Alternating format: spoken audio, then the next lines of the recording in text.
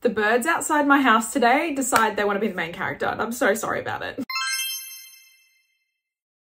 Hey guys, what's up? It's Belle. Welcome back to my channel. If you're new here, hello. If you've come back, thank you so much.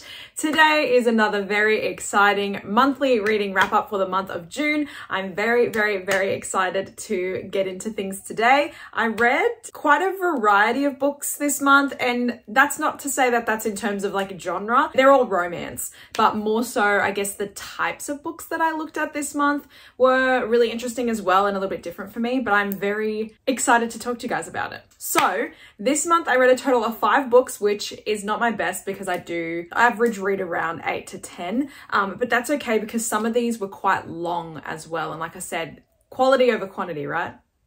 Yeah, I've read 5 full books and I am currently in the middle of 2 others as well. So I'll talk about that in a little bit as well. I'll let you guys know, unfortunately, today's wrap up will not have my reading journal spreads because I just ran out of time and I really needed to get this video up. So I'm currently working on them today. So hopefully I'll have them ready and maybe I'll show them in my July reading wrap up. But yeah, today we're just going to chat about the books. So without further ado, let's get comfy, let's get cozy, and let's get right on into the video. Okay, so the first book that I read this month was one that was actually sent to me, and this one is Not in Love, and this is by Ali Hazelwood. You guys know I'm a massive fan of Ali Hazelwood. I really do enjoy her writing. She was one of the first authors that got me back into reading a few years ago when I decided to pick up romance for a little bit of a change of pace. This one here, again, is in line with her STEM romances.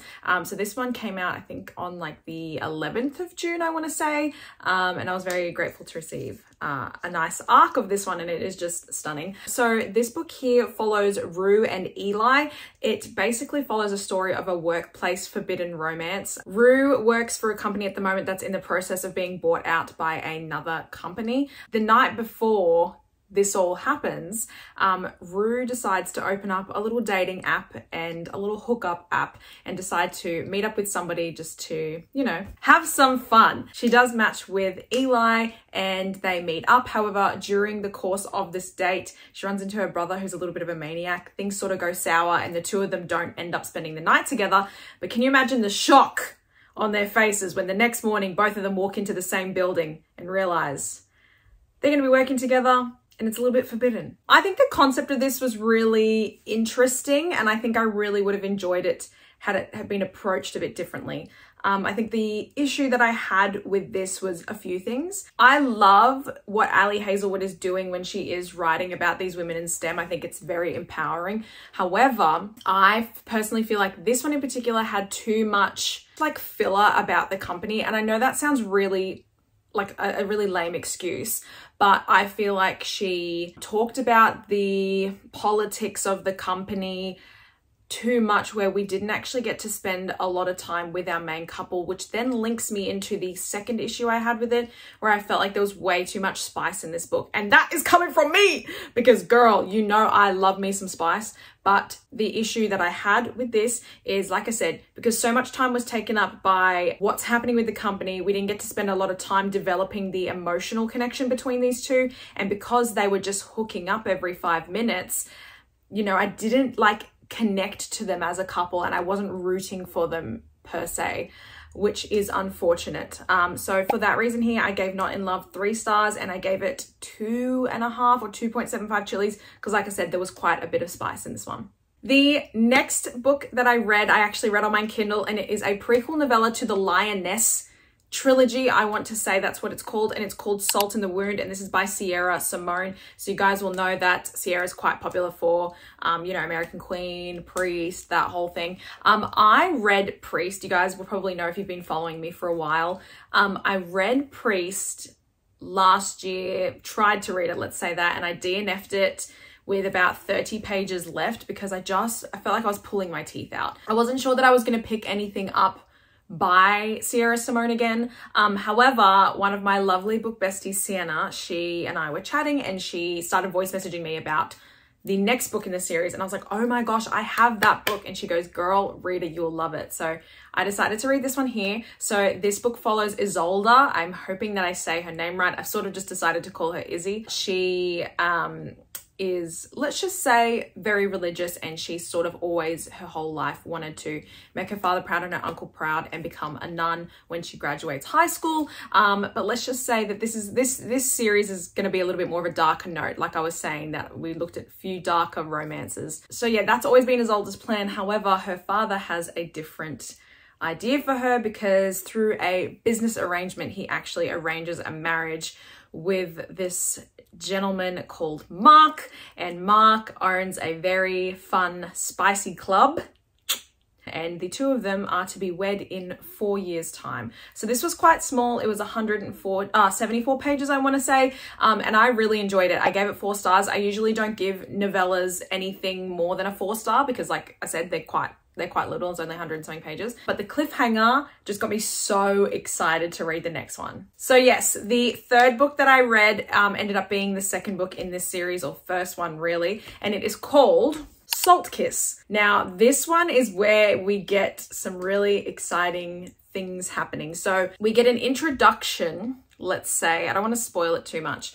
We get an introduction to another character called Tristan, and he is a bodyguard. I won't tell you who he's the bodyguard for or what we're looking at, etc., etc. But Tristan has had a very traumatized past, especially when he was on the field, which makes him a very intriguing character, and I really, really like him. So he joins our story with Mark and Isolde, and I will let you guys know that this is an MMF relationship dynamic, which is not for everybody, but I personally was so excited to get into this. I gave it 3.5 stars, and I think I gave it 2.75 chilies. This one was really spicy, and like I said, please check the trigger warnings because this one was very taboo, to say the least. It is super dark today, you guys, because it's like raining outside. So if the lighting is shocking in here, I'm sorry. Anyway, oh my God, I'm so excited about this book. The fourth book that I read this month was such a surprise, and I can't believe how much I loved it. This one is Next of Kin, and it is by Hannah Bonham Young. Now, for those who might have heard this lovely author's name before, you're probably familiar with Out on a Limb. This one's an accidental pregnancy. I read this 2 months ago, I want to say, and I read it on my Kindle. I did like it. I gave it 4 stars. But let's talk about Next of Kin. This book follows Chloe. She has just graduated college, and one day she gets a phone call from her mother's friend saying, hey, your mother has just had a child.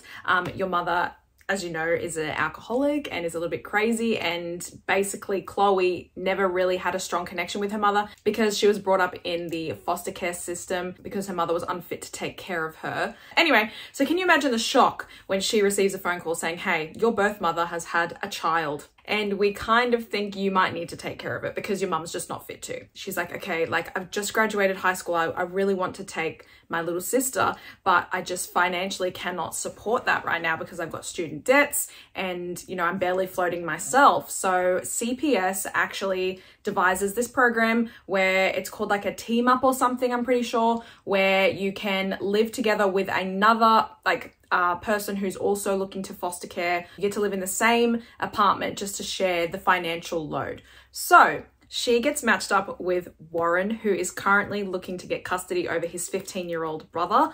I totally forgot his name. I'm so sorry. It's Luke. Okay. His 15-year-old brother, Luke. And Luke also is hearing impaired as well. So we've got a lovely situation here where we get Chloe, Warren, Luke, and her new little sister, Willow, living in the same apartment. And you guys, this is a 5-star read. This was in no better way to describe the most beautiful book ever. Gorgeous found family. It's so healing. It's emotional. It's funny. It's quick. I was sitting in my chair downstairs reading this. I read it in a day, right? Read it in a day. Insane for me. Getting up, giddy, screeching. This man is one of my new favorite book boyfriends ever. I cannot, guys. I can't recommend this enough. Like, honestly, if you want to read something quick, palette cleanser, I think it's only 300 pages or something, or maybe just over that. Guys, I am a new fan of this author. If I didn't say it already, 5 stars and I think 2 chilies. My foot is falling asleep.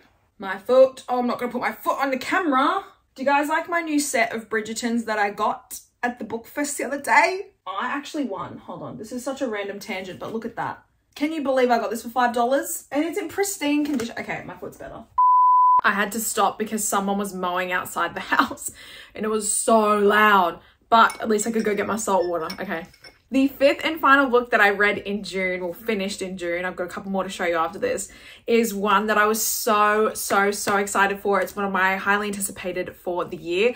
And it was Love Unwritten by Lauren Asher. You guys know I read Love Redesigned last month, I think it was, and I put that book off for way too long and I kicked myself that I did because I read it in a day and I just absolutely fell in love with it. I am quickly becoming the biggest fan of Lauren Asher. Like, her writing as well is just improving immensely, right? So this is book 2 in the Lakefront Billionaires series. This follows Ellie and Raphael. Oh my God, you guys.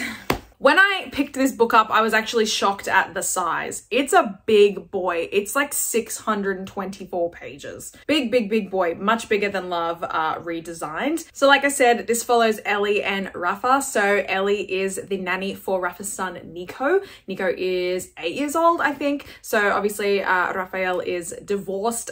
His wife, Hillary, left them a while back. So he's been looking after his son, Nico, on his own. And the two of them just don't really have a very good relationship with one another. They're very distant, they're very cold, which is really unfortunate because Nico is so young.